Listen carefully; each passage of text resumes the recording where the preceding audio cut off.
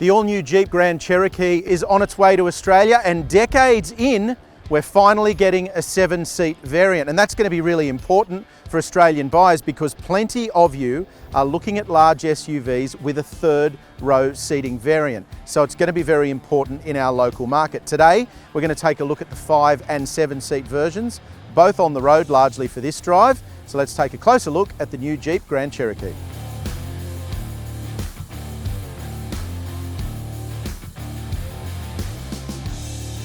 The Grand Cherokee L will launch with a choice of 3 variants.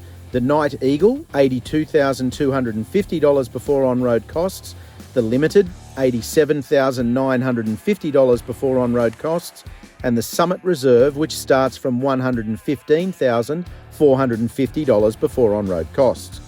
All models are powered by a familiar 3.6-litre Pentastar naturally aspirated petrol V6, sending 210 kilowatts and 344 newton metres to all 4 wheels through an 8-speed automatic transmission. The flagship Summit Reserve adds a more advanced 4-wheel drive system with a low-range transfer case.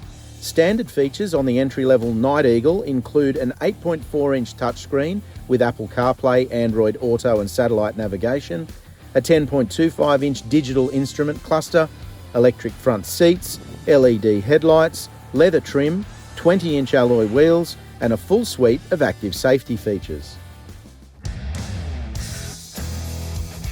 We spent some time with Jeep designers at the launch of the all-new Grand Cherokee, and one of the areas that they really put a lot of effort into was right here inside the cabin. It was important for them that this felt like a high-quality premium SUV, and the good news is they've really executed that in the flesh. This feels like a much more high-end cabin, probably more like what you'd expect from a European SUV. It's beautifully executed.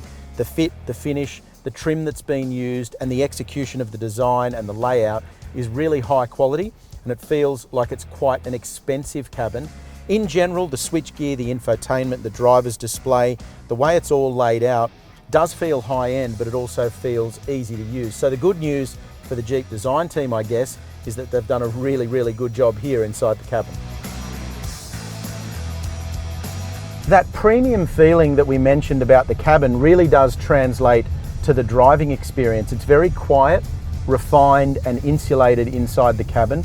There's not a lot of road or wind noise that comes in either, which I think is a real factor on longer drives. And this is a family SUV. This is what it's all about, but it's not just that makes it such an enjoyable vehicle to drive. It's also the quality of the leather. The seats are comfortable, they're heated and cooled. We've spent a good few hours in the car today and it's been a really enjoyable drive, and crucially, this is a really important point, I think it's going to be a great large SUV for the family. The new Jeep Grand Cherokee is an impressive large SUV in either 5 or 7-seat variant, but I think the key for Australian buyers is going to be the price. Driven here on face value, it's a high quality large SUV that I think is going to compete well in that segment in Australia. In the meantime, click like if you've enjoyed the video. Don't forget to hit subscribe so you stay up to date with all of our latest video content. And of course, the full review for the new Jeep Grand Cherokee 5 and 7-seat versions is at Drive.com.au.